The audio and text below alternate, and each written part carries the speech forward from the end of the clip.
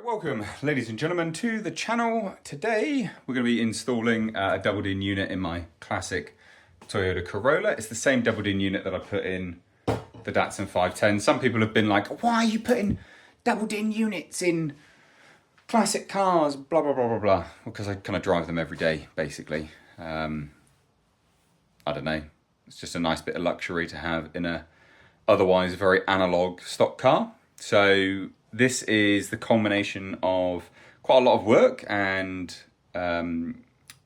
basically CADing up a custom dashboard piece. So here she is, the KE35 Corolla. I've already test fit it. It actually does look really, really good. So this, for those that don't remember, is the custom dashboard insert, which will go in here. So this was designed for me by a buddy, overhead cam.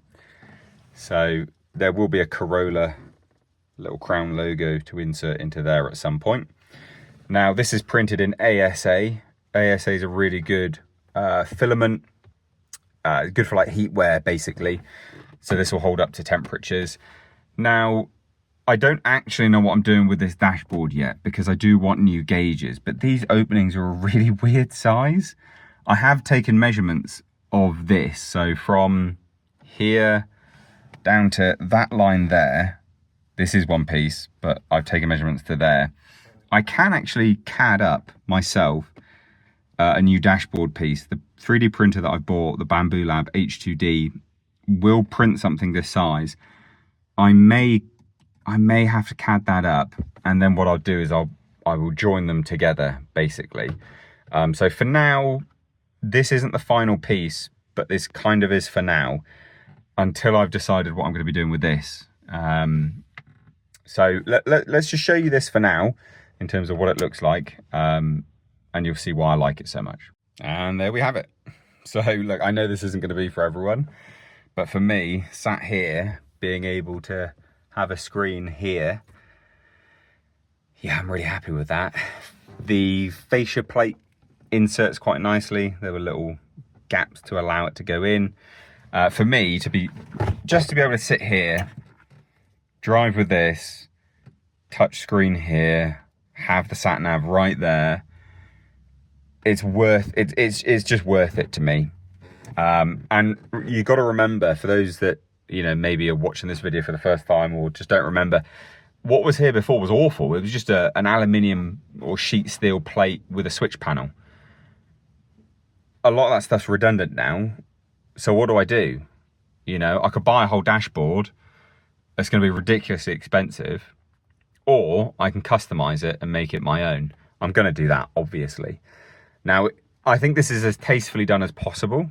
Does this match up, with this? No, not 100%. But it's pretty tastefully done, and I think it looks brilliant. Again, we'll figure this out, whether we're going to keep these holes and make brackets or not. To be fair, it's solid, like it's actually in there, so I actually don't need any brackets for now. But I don't know if I'm going to make a new dashboard piece here. I don't know if I'm going to need these holes. So for now, this is where it's going to stay, but I do have this file. I've changed it, adjusted it. I've removed these holes and things like that. And I can put this, I can put this to print again in a new material or try various bits and pieces. Who knows? But for now, this is going to work. We're going to get this wired in. And yeah, get these speakers working much, much better. I also want to, in the dash, put in some new speakers as well. So we've got speakers up front. But this is brilliant. I love this. I'm super happy with this, to be fair. All right, guys, I interrupted this video with a merch plug. So I've got my own merch, my own sort of clothing line and website. Please do, ladies and gents, if you like the channel, please do support the builds by hopping down below at Retro Classics. We have now just added these. These are Datsun coasters. These are 3D printed. I make them at home and I will ship them to you as a set of 4. They're very, very cheap actually. £10 plus some postage, so dirt cheap. We've also got some fantastic designed t-shirts. We've got the Datsun 510 Dollars for Dimes shirt, which you can see on the screen right now. And then we also have the Corolla. There is only one Corolla shirt left, so go grab that whilst you can if you want it. But thank you so much for supporting the channel. Bye now. So need to grab the wiring loom, the wiring diagram, my clippers, strimmers, you know, wire clippers and strimmers. Strimmers, that's not right, is it? And just begin wiring into it and sort of just putting it all together. When I was cleaning up this wiring from the Roll Hard electrical fire, for those that don't know, I took this car to Roll Hard, and as soon as we got in, had an electrical fire. But when I was cleaning up the wires, I have isolated some things which I'm going to need for this anyway. So this should be a quicker install than the Datsun 510, because that was a bit of a nightmare. So yeah, let's I'm gonna get by to eat first. I'm starving, and then we're gonna fix this. Yeah, wire it all in and load it all up. All right, so we are gonna get wiring this up. Don't worry, I'm not gonna show you the whole thing because this will be really tedious. But I just want to explain how this will work and sort of how I'm gonna work off of this. So it comes with this wiring harness. Ordinarily, you would just like plug and play this, right? You wouldn't normally have to do what I'm doing. This is the unit that I bought, by the way. It's a very good unit.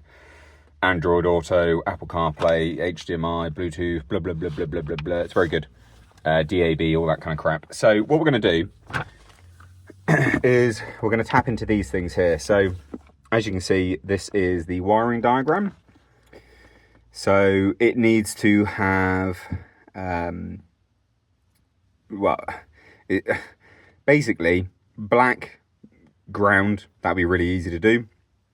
We'll also have our yellow, which is a 12 volt constant. Then power control we won't be using. Won't be using the dimmer. I don't care about that. And then the red will be ignition on. So really, it's only 3 initial wires and then the speakers, and that's it. So it's really simple. Like actually really simple. So all we're going to do, cut into this and then wire in everything that we need correspondingly. So this will plug into the back there. So it's this here, and then we'll be using the length of this here. So I'm going to get busy with that, and then I'm going to come back when we're done. All right, so got it wired in. Also, this was all pretty well done, to be honest, because now I can remove my fuse box that was here. It will mean in future, soon, when we get cold, I'm going to have to rewire in my heater, but that's fine. That's actually really not a massive deal. Put the microphone down in here, pretty happy with that. USB cord is in there. I think I've done everything right. So shall we go and put on, yeah, let's go put on the battery. It's a pretty clean install, but I'm fairly happy with it actually overall. I think my main issue with this now, the main thing I'm concerned about is how much draw it's going to take constantly, because it is supposed to have a constant 12 volt power. But if my wiring is correct, when I turn this, it should come on.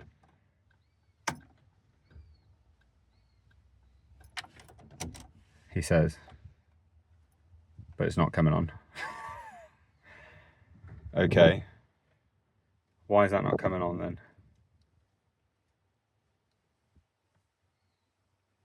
Huh. Why is it not coming on?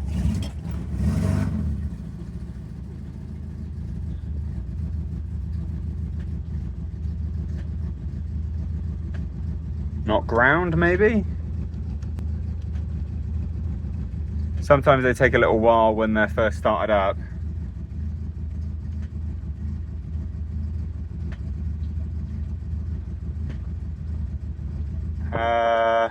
Okay, this doesn't work.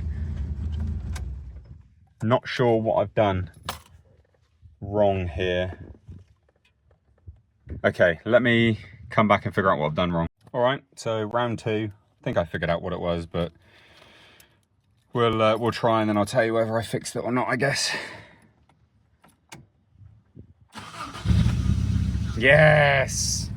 Okay, so what it was, weirdly, I don't know why it needed it, but it needed the 12 volt constant, even though it had 12 volt power ignition on.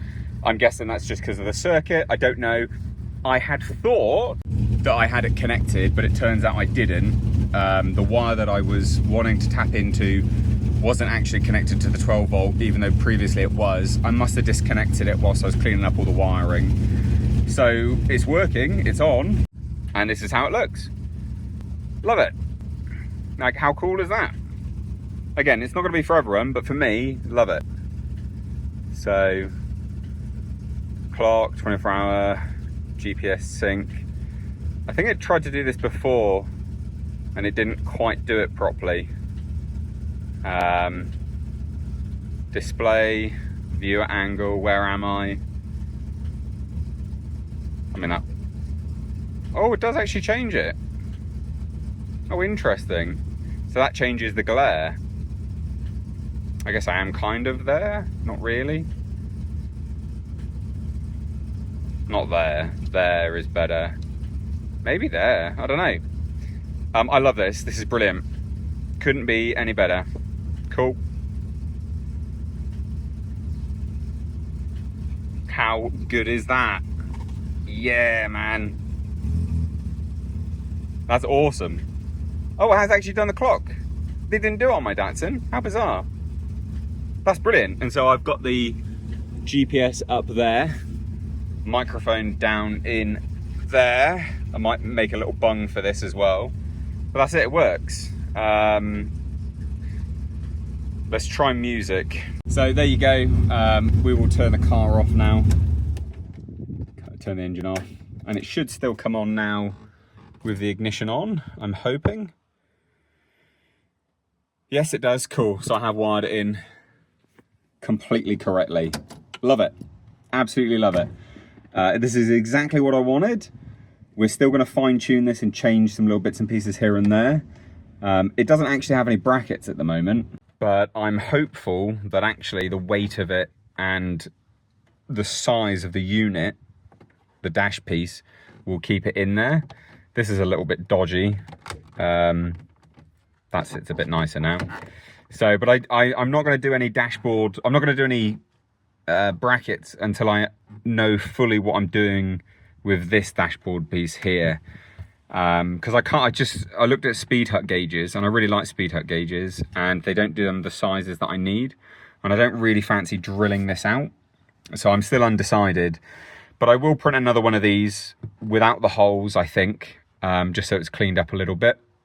I will take this for a test drive tomorrow and see whether this moves at all. But this is brilliant. And again, remember, got the USB-C lead in there.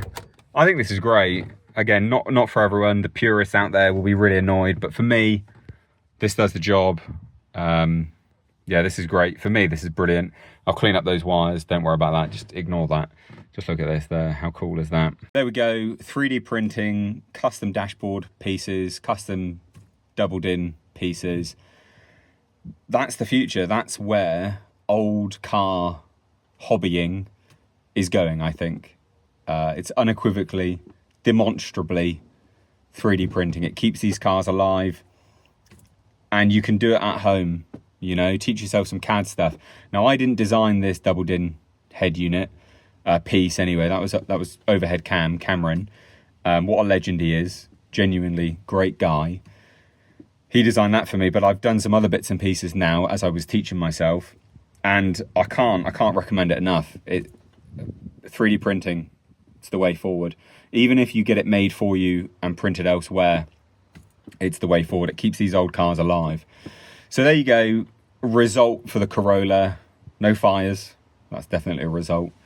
And custom doubled-in head unit. So brilliant. I'm well happy. Yeah, really, really, really happy.